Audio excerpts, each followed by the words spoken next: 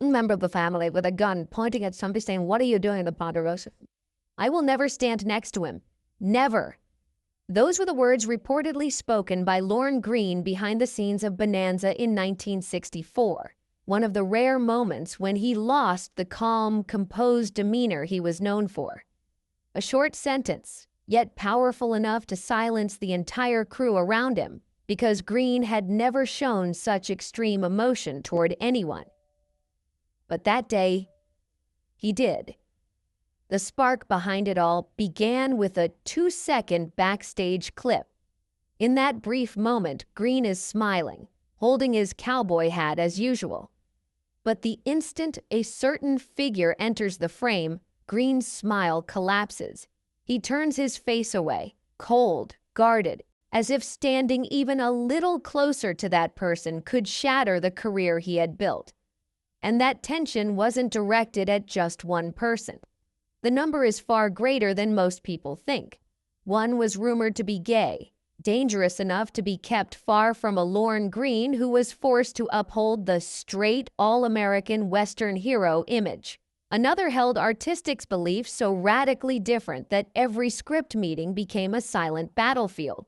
And then there was the young rising star, so talented, so bright, that his very presence was enough to make Greene feel uneasy. So, who was the person Lorne Greene despised so much that he would turn away in the middle of the set? What could make the gentle father figure of Bonanza turn to stone? And what hidden truth of Hollywood forced him to live in constant caution? Right now, let's begin with the first name on the list of people Lorne Greene could never stand. Let's pull back the final curtain and uncover the dark secrets CBS fought to hide for decades. On Pernell Roberts, the lone rebel who dared to challenge Greene right on set. Midway through season 5 of Bonanza, at a time when all of Hollywood believed the show had finally reached a period of stability, a script meeting took place under a suffocating tension so heavy it could freeze every emotion in the room.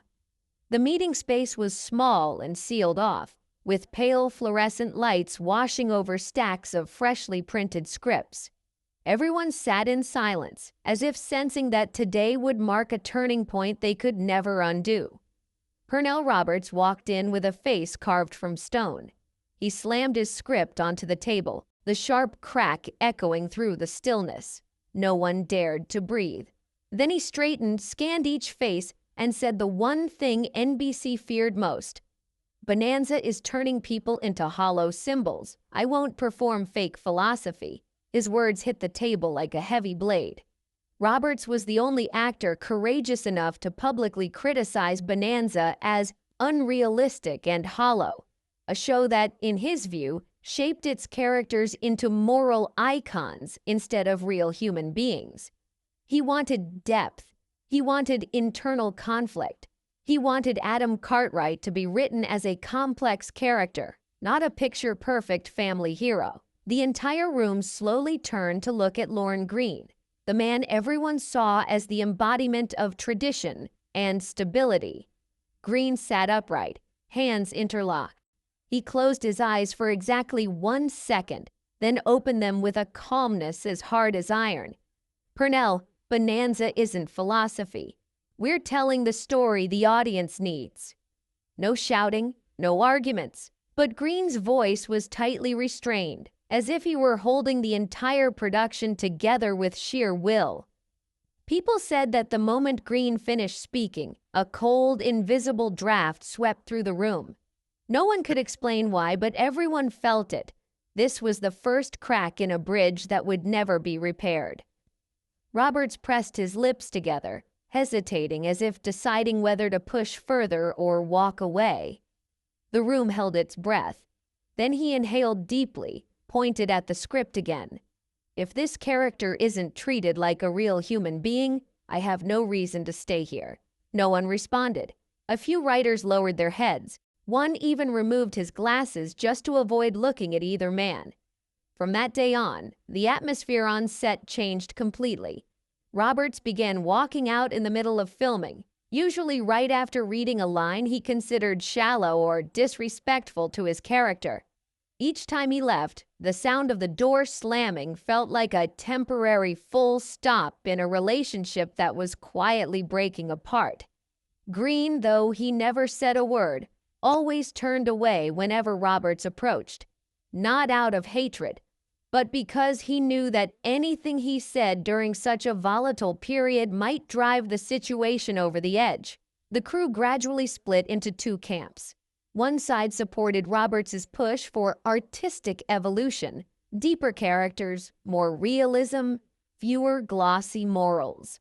The other stood behind Greene, defending stability, discipline, avoiding conflicts with CBS, and above all, protecting the formula that kept millions of American families watching every Sunday night. Roberts didn't hide his disappointment. He once muttered during lunch, "I want characters to live. They just want them to stand still like statues."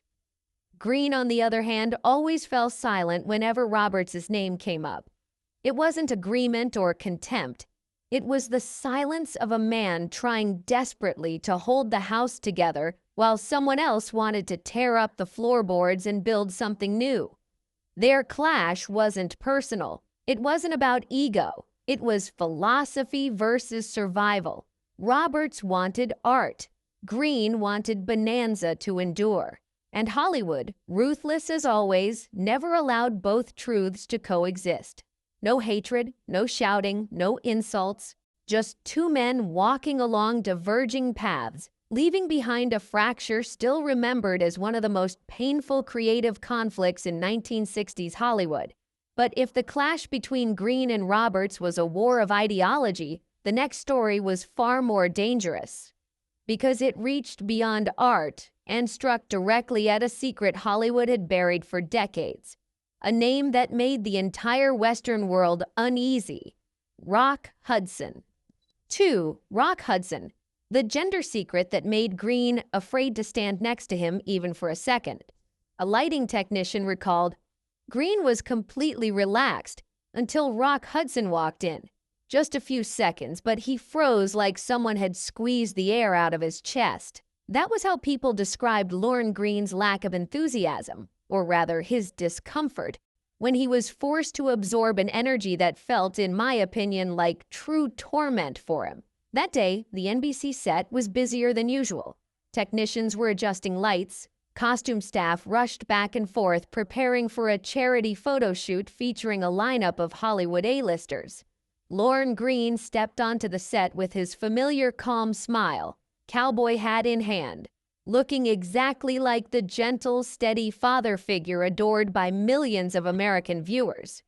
But no one could have guessed that a moment lasting only a few seconds would become a controversy whispered about for decades. Hudson appeared in a gray suit, neatly styled hair, and a movie star smile. In the public's eyes, he was the perfect Hollywood man of the 1960s, handsome, masculine, magnetic. But behind that polished exterior was a secret the entertainment world tried desperately to hide. Hudson was rumored to be gay at a time when Hollywood absolutely rejected LGBTQ+ identities. PR departments knew, studio executives knew, and CBS, the network building Greene into America's father figure, knew most clearly of all. They understood that just a single photo of Greene standing next to Hudson at a public event could spark any number of damaging interpretations from conservative media. In an era when rumors could destroy a career overnight, that was nothing short of disastrous. Greene did not walk toward Hudson. Hudson did not look in his direction, but the distance between them, less than 3 steps, felt like an invisible barrier both men instinctively knew they could not cross. A few hours after the shoot, an internal memo was sent to CBS's PR office. The bold red line is still mentioned today. Do not allow Lorne Greene to appear with Rock Hudson in any public event. It wasn't because Greene hated Hudson, nor because they had personal conflict. Greene represented the archetype of the Western masculine hero, a carefully protected image that CBS needed to keep spotless and controversy-free. Meanwhile, Hudson lived under the shadow of a secret